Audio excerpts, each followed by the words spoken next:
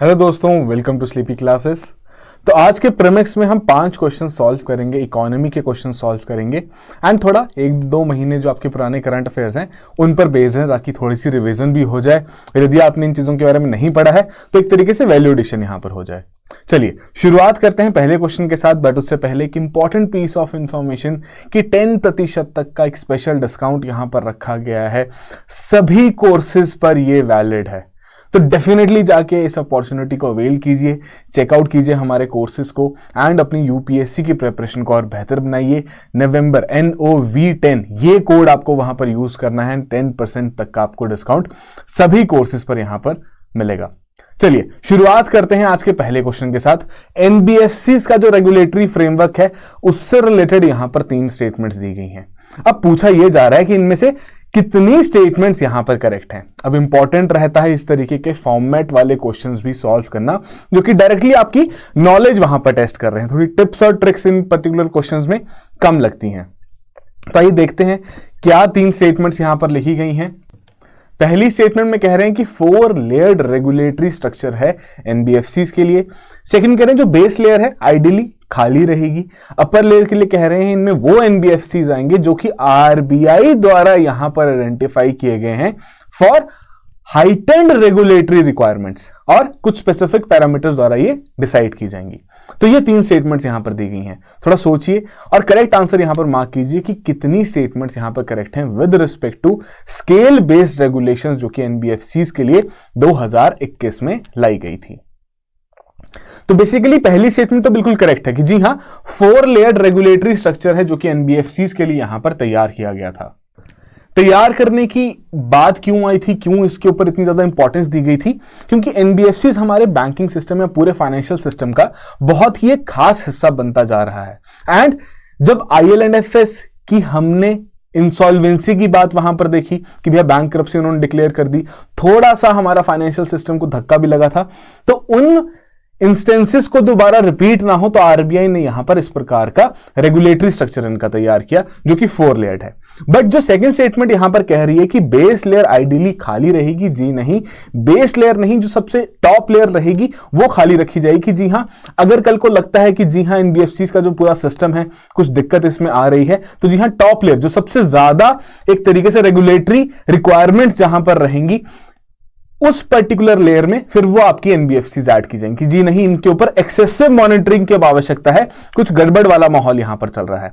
Top layer से जो एक लेयर डाउन है वो है अपर लेयर, जिसकी रिक्वायरमेंट क्या रखी गई कि भैया देखो ये जो पर्टिकुलर लेयर है इसमें आरबीआई यहां पर आइडेंटिफिकेशन करेगा। तो रिसेंटली करंट अफेयर क्या था कि इसी तरीके से ये जो अपर लेयर है इसमें कुछ एनबीएफसीज की एंट्री की गई थी, ने कुछ नोटिफिकेशन दिया गया था कि भैया अब आप सभी को अपर लेयर में यहां पर रखा जा रहा है। कुछ रेगुलेटरी रिक्वायरमेंट्स रहेंगी जो कि आपको फॉलो करनी पड़ेगी आरबीआई की, ताकि आपको सारा कंप्लायंस इजी तरीके से यहां पर सेट किया जाए एंड इंश्योर किया जा सके कि हमारा फाइनेंशियल सिस्टम बिल्कुल स्टेबल है। ठीक है जी, तो सेकंड स्टेटमेंट करेक्ट हुई, उसके हिसाब से 2 स्टेटमेंट्स करेक्ट हैं और बी ऑप्शन हमारा यहां पर करेक्ट ऑप्शन है। वही चीज आपसे पूछी भी गई थी। तो सितंबर 14, 2023 को रिजर्व बैंक ऑफ इंडिया ने अनाउंस की एक लिस्ट ऑफ एनबीएफसीज जो कि अपर लेयर में यहां पर रखी जाएंगी under the scale based regulations 2023-2024 के फाइनेंशियल ईयर के लिए। तो ये मैंने आपको पहले बता दिया, 2021 में ये पर्टिकुलर सिस्टम यहां पर लागू किया गया था जिसमें 4 कैटेगरीज थी, base layer, middle layer, upper layer as well as top layer. ठीक है, तो ये पर्टिकुलर चीजें पहले भी डिस्कस हो चुकी हैं। तो आई होप यहां आपने इन चीजों के बारे में पढ़ रखा हो। ये जो पर्टिकुलर इमेज है ये आपकी और क्लैरिटी यहां पर डेवलप कर देगी कि base layer, middle layer, upper layer, top layer. तो जैसे जैसे एनबीएफसीज की एंट्री हायर लेयर में होती जाएगी उतनी ही ज्यादा उनके ऊपर रेगुलेटरी रिक्वायरमेंट्स यहां पर बढ़ जाएंगी, उनका कंप्लायंस बर्डन भी यहां पर बढ़ जाएगा कि रेगुलेशन यहां पर स्ट्रिक्ट करनी है, ताकि ये बहुत ही इंपॉर्टेंट एनबीएफसीज हैं, इनका एसेट साइज बहुत बड़ा यहां पर हो चुका है, काफी ज्यादा फाइनेंशियल सिस्टम का ये हिस्सा बन चुके हैं। तो उनके ऊपर उतनी ही ज्यादा रेगुलेशंस यहां पर लगानी है ताकि इनके फेल होने का कोई भी चांस यहां पर ना रहे। ठीक है, जो टॉप लेयर रहती है जनरली एम्प्टी रखी जाती है कि जी हां ये एम्प्टी लेयर यहां पर रहेगी। बहुत ही अगर कोई ऐसी समस्या वहां पर आ जाए तब इस पर्टिकुलर लेयर में एनबीएफसीज को ऐड किया जाएगा। तो रिसेंटली अपर लेयर में कुछ एनबीएफसीज ऐड किए गए हैं। यदि आपने पढ़ा है इनके नाम के बारे में तो डेफिनेटली कमेंट बॉक्स में मेंशन कीजिए।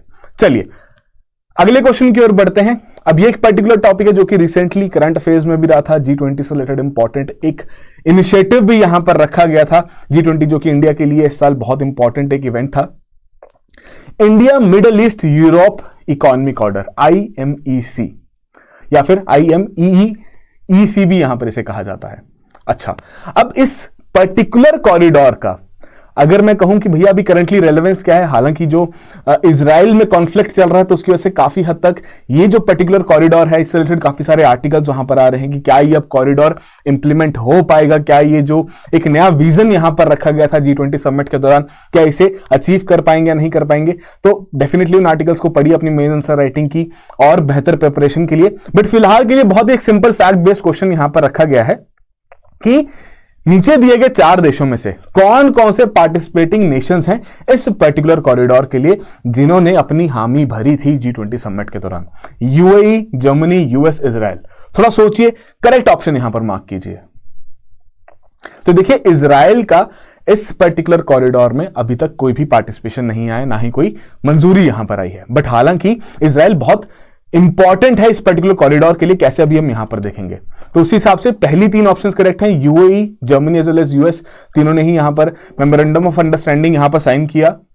तो इस हिसाब से ए ऑप्शन हमारी यहां पर करेक्ट ऑप्शन बनती है। तो बेसिकली आपको पता ही है G20 समिट में इस पर्टिकुलर कॉरिडोर के बारे में यहां पर बात की गई थी, जिसमें rail road, ship to rail networks, road transport routes की बात रखी गई है अक्रॉस 2 कॉरिडोर्स। पार्टिसिपेटिंग कंट्रीज के नाम यहां पर आपको दे दिए गए हैं। 2 कॉरिडोर्स यहां पर रहेंगे, इसमें एक ईस्ट कॉरिडोर है, एक आपका नॉर्दर्न कॉरिडोर है।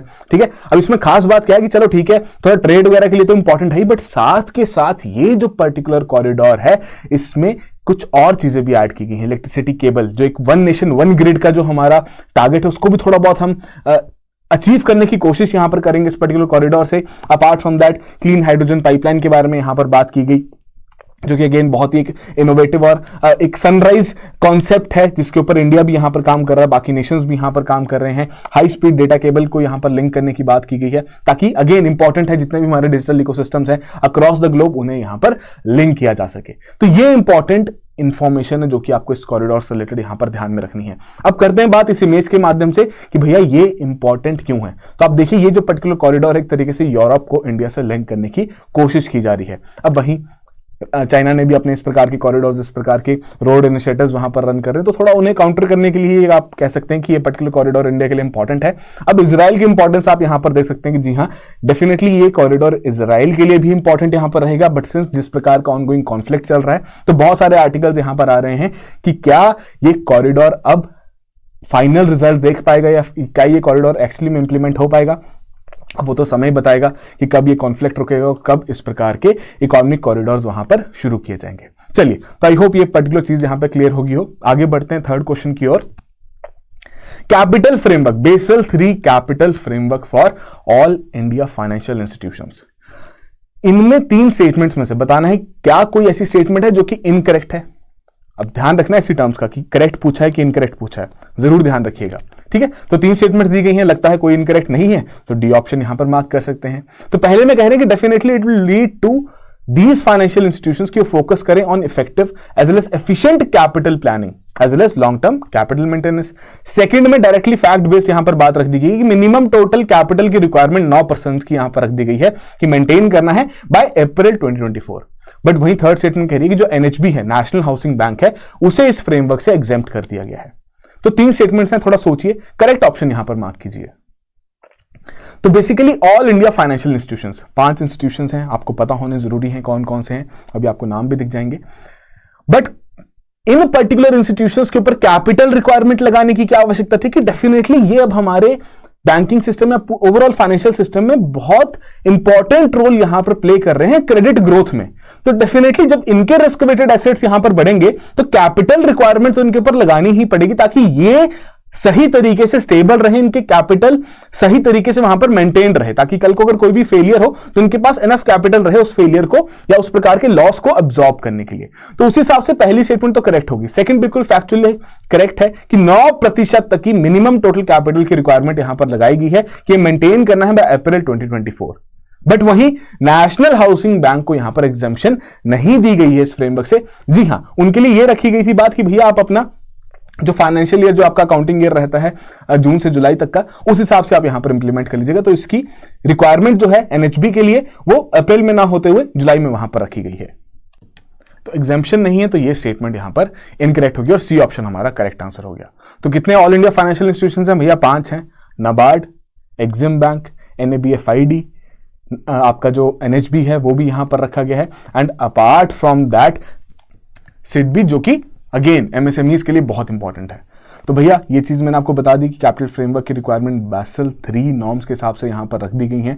अच्छा, अगर मैं आपसे कहूं कि Basel III नॉर्म्स के हिसाब से बैंक्स के लिए कितना CRAR मेंटेन करने की बात रखी गई, तो कमेंट बॉक्स में जरूर बताइए, एक तरीके से आपका यहां पर रिवीजन भी हो जाएगा।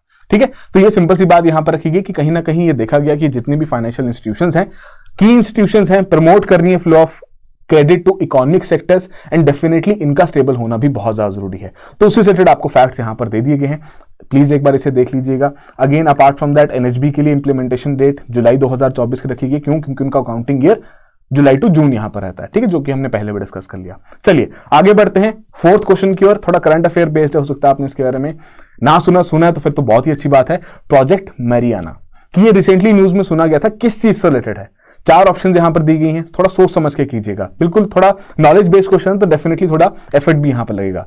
Cross border trading and settlement of wholesale CBDC, central bank digital currencies, या फिर use of artificial intelligence machine learning technologies in detecting bank frauds in advance. Third में कह रहे हैं कि स्ट्रीमलाइन करने की बात की जा रही है यहां पर रेगुलेटरी कंप्लायंस प्रोसेसेस को बैंकिंग इंडस्ट्री में, जिसमें टेक्नोलॉजी का यूज किया जाएगा, या फिर डेवलप करने की बात की जा रही है यहां पर पर्सनल फाइनेंशियल मैनेजमेंट टूल्स। तो बताइए इन चारों ऑप्शंस में से प्रोजेक्ट मैरियाना ये किस चीज से रिलेटेड है? तो बेसिकली यहां पर करेक्ट आंसर है हमारा फर्स्ट आंसर कि भैया जो CBDCC हैं उनसे रिलेटेड ये यहां पर काम करेगा। उसी के चलते रिसेंटली कोलैबोरेटिव एफर्ट यहां पर देखा गया इस प्रोजेक्ट के लिए by the Bank of International Settlements as well as जितने भी सेंट्रल बैंक्स हैं सिंगापुर के, फ्रांस के, स्विट्जरलैंड के, और उन्होंने इस प्रोजेक्ट को सक्सेसफुली इंप्लीमेंट भी किया कि भैया किस तरीके से यहां पर सेंट्रल बैंक डिजिटल करेंसीज का क्रॉस बॉर्डर ट्रेडिंग किया जा सकता है, उनकी सेटलमेंट किस तरीके से की जा सकती है, जिसमें अगेन ब्लॉकचेन टेक्नोलॉजी की यूज करने की बात की गई। अब हालांकि जितनी भी सिमुलेटेड ट्रांजेक्शंस थी हाइपोथेटिकल करेंसीज को यूज करते हुए की गई, ताकि यह देखा जा सके कि क्या ये चीज पॉसिबल है भी या नहीं, जो कि अगेन बहुत इंपॉर्टेंट रहेगा, बहुत क्रूशियल रहेगा इन सभी सेंट्रल बैंक्स के लिए as well as major financial institutions के लिए कि भैया इन फ्यूचर वो इस प्रकार की CBDCs को यूज करते हुए अपनी सेटलमेंट्स वहां पर, वन टाइम सेटलमेंट्स वहां पर किया कर सकें। ठीक है, तो यही चीज है कि भैया इस प्रकार से कैसे टेक्नोलॉजी को यूज किया जा सकता है with respect to inter bank foreign exchange markets, उसी को मद्देनजर रखते हुए ये प्रोजेक्ट यहां पर रखा गया था, जिसकी सक्सेसफुल कंप्लीशन यहां पर हुई है। अब देखा जाएगा पायलट फेसेस पर अब इस चीज को थोड़ा इंप्लीमेंट करने की कोशिश की जाएगी, एंड लेटर ऑन RBI क्या रोल यहां पर निभाता है वो तो आने वाला समय यहां पर बताएगा। चलिए आगे बढ़ते हैं। लास्ट क्वेश्चन है इंडिया जापान फंड से रिलेटेड। 2 स्टेटमेंट सिंपली यहां पर दी गई हैं, बताइए इनमें से कौन कौन सी स्टेटमेंट है जो कि यहां पर करेक्ट है। पहले में कह रहे हैं कि NIIF का ये पहला बायलेटरल फंड है जिसमें भारत सरकार की कंट्रीब्यूशन है 51% of the target corpus. Second में यहां पर कहा जा रहा है कि कैटेगरी 2 ऑल्टरनेटिव इन्वेस्टमेंट फंड के तरीके से इसकी स्थापना यहां पर की गई है। तो अगर आपने इंडिया जापान फंड के बारे में सुना है, जो कि बहुत क्रूशियल है currently with respect to the economic as well as other relations of India and Japan, तो बताइए यहां पर कौन सी स्टेटमेंट यहां पर करेक्ट है?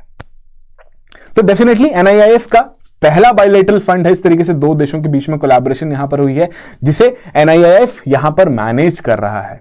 ठीक है, बट यहां पर भारत सरकार की जो कंट्रीब्यूशन है, जी नहीं, वो 51% नहीं है, ये आपकी 49% है। जो अदर काउंटर पार्टी है यहां पर जापानीज जो आपका बैंक है, उनकी यहां पर 51% की कंट्रीब्यूशन रहेगी। एंड सेकंड स्टेटमेंट को करेक्टली लिखा गया कि कैटेगरी 2 ऑल्टरनेटिव इन्वेस्टमेंट फंड के तरीके से इस फंड की स्थापना की गई है। कोई भी फंड बनेगा तो भैया सेबी तो अपनी नजर रखेगा कि वो फंड किस तरीके से स्थापित किया गया है, क्या क्या उसमें काम चल रहा है, किस तरीके से यूटिलाइजेशन यहां पर की गई है। So category 2 alternative investment fund, तो भैया 3 कैटेगरीज रहती हैं। आई होप आपको यहां पर याद रहे, बहुत बेसिक चीजें जो कि हम अपने लेक्चर्स में भी वहां पर देखते हैं। तो category 1, category 2 as well as category 3। तो कैटेगरी 2 में जो आपकी कैटेगरी 1 या कैटेगरी 3 में से किसी में भी नहीं आते, तो उन फंड्स को हम कैटेगरी 2 में यहां पर डाल देते हैं। तो सेकंड स्टेटमेंट यहां पर करेक्ट है, जिसके आधार पर बी ऑप्शन करेक्ट ऑप्शन है। ठीक है, तो national investment and infrastructure fund, ठीक है जी, भारत सरकार द्वारा जो फंड यहां पर शुरू किया गया था, इनके द्वारा $600 मिलियन का ये इंडिया जापान फंड लॉन्च किया गया है, जिसमें भारत सरकार as well as Japan Bank for International Cooperation, जो कि एक पब्लिक बैंक है जापान का, ये एज एन एंकर इन्वेस्टर्स यहां पर काम कर रहे हैं। ठीक है, तो बायलेटरल फंड है, कंट्रीब्यूशन दोनों की यहां पर रख दी गई है। NIIF limited as well as JBIC जो कि एक सब्सिडरी है आपके JBIC की, उनके द्वारा यहां पर ये मैनेज किया जाएगा। अब ऑब्जेक्टिव यहां पर क्या है कि जितने भी एनवायरमेंट सस्टेनेबल प्रोजेक्ट्स हैं या फिर लो कार्बन एमिशन स्ट्रैटेजीज हैं, उनके ऊपर ये पैसा खर्च करने के ऊपर कोशिश की जाएगी।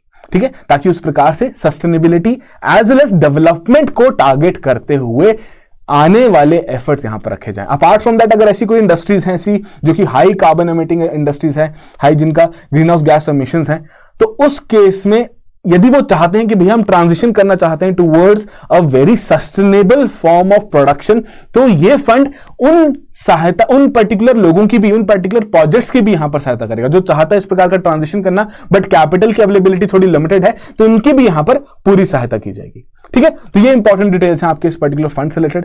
तो आई होप आज के 5 क्वेश्चंस में से आपने 5 आउट ऑफ 5 यहां पर स्कोर किया हो। पर चलो, जो भी आपका स्कोर रहा है कमेंट बॉक्स में जरूर मेंशन कीजिए, और इसी तरीके से इस इनिशिएटिव को यहां पर फॉलो करते रहिए जहां पर 5 क्वेश्चन डिस्कस किए जाते हैं। ऑब्जेक्टिव बड़ा सिंपल सा है, या तो रिवीजन हो जाए या वैल्यू एडिशन हो जाए। तो आई होप दोनों चीजें यहां पर आज आपकी हो गई हूं। So that will be all the very best, have a good preparation.